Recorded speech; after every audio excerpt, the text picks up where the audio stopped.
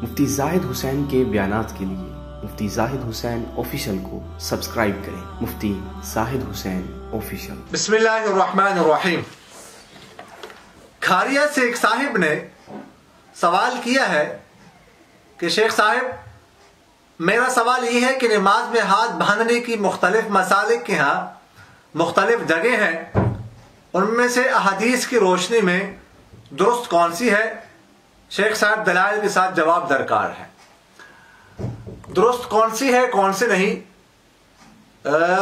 اس سے پہلے میں عرض کر دوں گا کہ اس کے بارے میں کیا کیا مذاہب ہیں۔ پہلی بات تو یہ ہے کہ ہاتھ باندھنے چاہیے یا ہاتھ چھوڑنے چاہیے، اس حوالے سے اختلاف ہے۔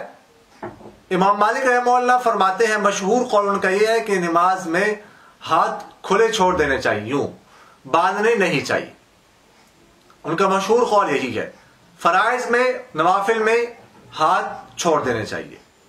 اور دوسرا قول ان کا یہ ہے کہ فرائض میں تو ہاتھوں کو کھلا چھوڑ دیا جائے اور نوافل میں ہاتھ جو ہے وہ باندھ دیے جائے۔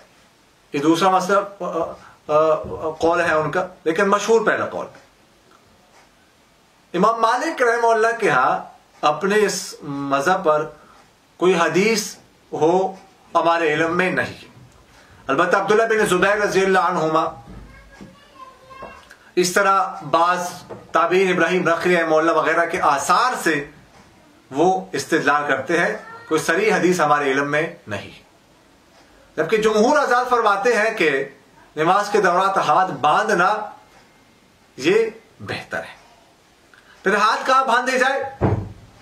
تو اس حوالے سے امام ابو حنیفہ رحمہ اللہ فرماتے ہیں کہ ناف کے نیچے ہاتھ باندھنے چاہیے تحت السر۔ امام شافعی رحمہ اللہ کے ہاں دو قول ہیں، ایک قول یہ ہے کہ سینے کے اوپر ہاتھ باندھے جائے، اور دوسرا قول یہ ہے کہ سینے کے نیچے ہاتھ باندھے جائے۔ جبکہ امام احمد بن حنبل رحمہ اللہ فرماتے ہیں، ان کے ہاں تین اقوال ہیں۔ ایک قول تو امام ابو حنیفہ رحمہ اللہ کے ہاں کہ ناف کے نیچے ہاتھ باندھے جائے، اور دوسرا قول شوافی کے مطابق ہے، اور تیسرا قول ان کا یہ ہے کہ اختیار ہے، جو بھی جہاں پر بھی ہاتھ باندھے، سینے کے اوپر، سینے کے نیچے یا ناف کے نیچے، تینوں کو اختیار کرنے کی ان کے ہاں گنجائش ہے۔ امام شافعی رحمہ اللہ، ایک بات تو یہ ذہن میں رکھیے گا کہ اس کے بارے میں جتنی بھی روایات ہیں وہ ساری کی ساری روایات ضعیف ہیں، یہ ذہن میں رکھیے گا۔ امام شافعی رحمہ اللہ وہ روایات سے استدلال کرتے ہیں جن میں اعلی صدرہ یا تحت صدرہ کے الفاظ آتے ہیں۔ ایک روایت ہے مثلا جس میں وہ استدلال کرتے ہیں، مسند امام احمد میں ہے، حضرت حلب رضی اللہ تعالیٰ عنہ کی روایت ہے کہ کان نبی صلی اللہ علیہ وسلم ينصرف عن يمينه وعن شماله ويضع هذه على صدره، یعنی اپنے ہاتھوں کو سینے کے اوپر رکھتے تھے۔ علامہ نیموی رحمہ اللہ آثار السنن والے نے اس پر کلام کیا ہے، وہ فرماتے ہیں جو آخری جملہ ہے اعلیٰ صدرہ، یہ روایت کا حصہ نہیں ہے، یہ بعد میں روایت کا حصہ اس کو بنا یہاں پر، بلکہ فرماتے ہیں یہاں پر تبدیلی ہوئی۔ اصل میں الفاظ یوں تھے کہ فرماتے ہیں وَيَضَعُ هَذِهِ عَلَى هَذِهِ، هَذِهِ عَلَى هَذِهِ کے الفاظ تھے، هَذِهِ عَلَى صدرہ کے الفاظ نہیں تھے، انہوں نے اس کو جو ہے نا ورد کیا ہے اعلیٰ صدرہ کے الفاظ کو۔ اس جیسے اور جو روایت ہے شوافی ان سے استدلال کرتے ہیں۔ امام ابو حنیفہ رحمہ اللہ کہ اور بھی روایت سے استدلال کرتے ہیں، لیکن ایک روایت حضرت وائل رضی اللہ تعالیٰ عنہ کی ہے جس میں فرماتے ہیں رأیت النبی صلی اللہ علیہ وسلم یضع یمینہ علی شمالہ فی الصلاۃ تحت السرہ۔ تحت السرہ کا اضافہ ہے کہ ناف کے نیچے جو ہے نا وہ آپ صلی اللہ علیہ وسلم نے ہاتھوں کو باندھا ہوا تھا۔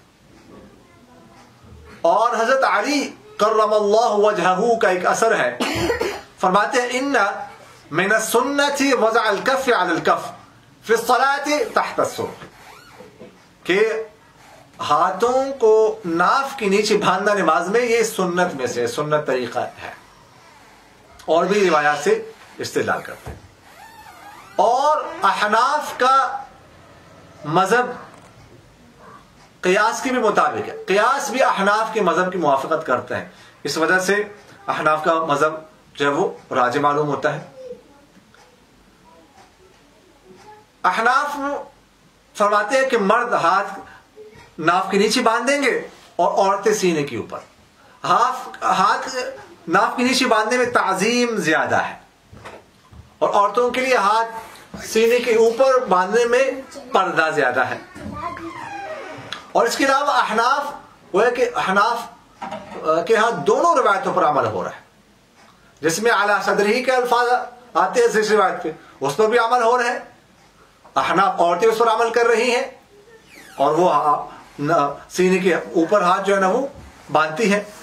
اور جس میں تحت السرہ کا لفظ آ رہا ہے اس پر احناف مرد عمل کر رہے ہیں، مرد ہاتھ جو ہے نا وہ ناف کے نیچے باندھتے ہیں. تو احناف کے دونوں روایت پر عمل ہو رہا ہے، اس لیے یہاں پر احناف کا مذہب راجح ہے. باقی یہ بات ذہن میں رکھیے گا کہ یہ جو اختلاف ہے یہ جائز ناجائز کا نہیں ہے، بلکہ بہتر غیر بہتر کا، افضل مفضول، افضل غیر افضل کا ہے. احناف کے افضل مردوں کے لیے یہ ہے کہ ہاتھ جو ہے نا وہ ناف کے نیچے باندھ جائے، لیکن کوئی حنفی ہاتھ باندھتا ہے سینے کے اوپر تو بھی نماز ہو جائے گی، اس سے نماز فاسد نہیں ہوتی.